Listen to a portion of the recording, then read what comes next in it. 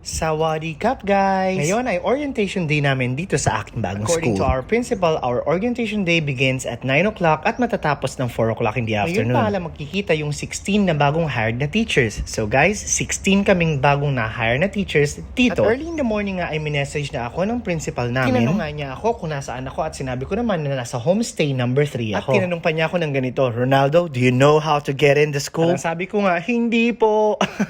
Hindi ko talaga alam kung paano.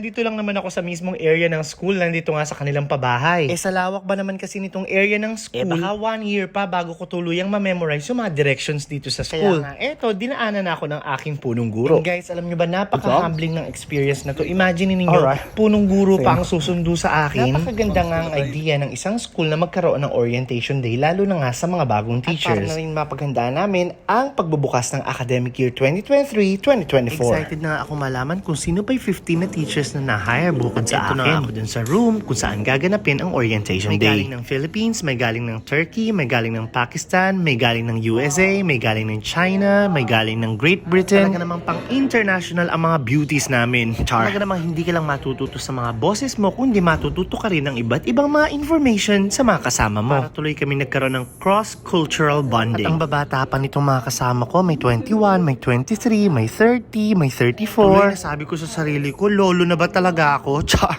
Naging proud naman ako sa sarili ko dahil nga sa mga experiences na nag-gain ko through the years. Kasi nga 20 years na akong educator. At ang first part nga ng New Teachers Orientation Day ay introduction at discussion ng ilang mga bagay na mahalaga about the school. Kahit nga napakabilis lang ng introduction part ng Orientation Day ay nakilala naman namin ang bawat isa. And alam nyo guys, hearing their stories, listening to their aspirations as teachers, naging mas inspired pa ako to work with them at really naging mas excited akong mas makilala pa sila. Lalo na yung knowing the fact na nanggaling sila sa iba't ibang bahagi ng mundo, di ba? Tapos nakita-kita kayo at nagkakilala dito sa isang institusyon. At sa totoo lang, ang gagaling ng mga bosses namin at ang dami kong natutunan sa kanila. Though, ito pa lang ang first day ng aming pagkikita. At alam niyo guys, talaga namang excited na nga ako to make memories with these people. I really can't wait to get to know them more. Breakfast, lunch, and dinner with them. Mas lalo na siguro mas mahalaga sa akin yung mag-grow talaga personally and professionally with them. So after nga ng introduction at konting discussion tungkol sa mga school policies,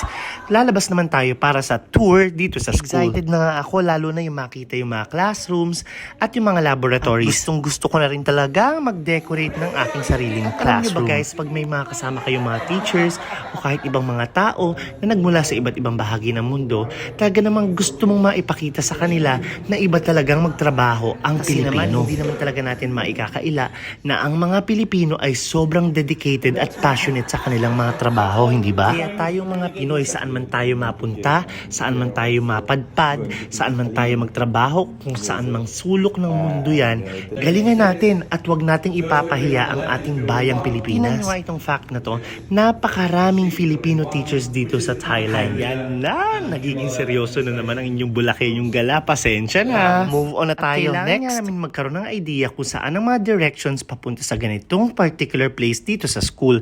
Kaya ng pagpunta sa auditorium, pagpunta sa mga offices, pagpunta sa library, pagpunta sa science lab, kasi nga napakalawak talaga ng school. Ito talaga guys ang nagustuhan ko dito sa international school na to, yung environment. Tingnan nyo naman, puro nature talaga yung makikita mo around. At nakapag-tour nga din pala kami dito sa auditorium na nakikita ko lang sa mga videos nila dito before. Dito nga ginaganap yung iba't ibang mahalagang mga activities ng school. Alam nyo, bilang isang teacher dito sa Thailand, talaga namang napakarami yung matututunan. Pero let me share you guys kung ano talaga yung pinakamahalagang values na natutunan ko dito sa Thailand. Iyon yung pakikisama. Kasi alam nyo, kahit gaano ka kagaling na teacher, kahit may diploma ka, may transcript ka, o with honors kang nakagraduate ng college, o may master's degree ka, baliwala lahat ng mga yan kung hindi ka magaling makisama. Kasi nga, hindi lang naman ikaw ang magtatrabaho sa school dito sa Thailand. Kung hindi, ang dami ninyo magtatrabaho. Hindi lang hundreds minsan, hindi ba? Kung talagang napakalaki ng institution o ng school na mapapasukan mo. Kaya kayo dyan guys na nag-a-aspire na maging teachers dito sa Thailand, lalong-lalo na yung mga nasa Pilipinas given pa. Na yan, may diploma kang pupunta rito, may transcript of records, may certificate of graduation, at kung ano-ano pang mga certificates na na-take mo dyan at nakuha mo dyan sa Pilipinas. On the top of these things, ihanda mo talaga yung sarili mo na magtatrabaho ka abroad. At iba't ibang mga ugali at iba't ibang mga lahi ng mga tao sa buong mundo ang makakasama mo. Dapat hindi ka lang physically ready na pupunta dito, kung hindi pati mentally ready na rin. Dito na lang ulit guys ha, at sana ay may natutunan ulit kayo dito kay Bulakenyong Gala. At sa mga nagfa-follow sa akin, nangangarap na makapagturo sa Thailand, keep dreaming guys, at sana matupad lahat ng ating mga pangarap.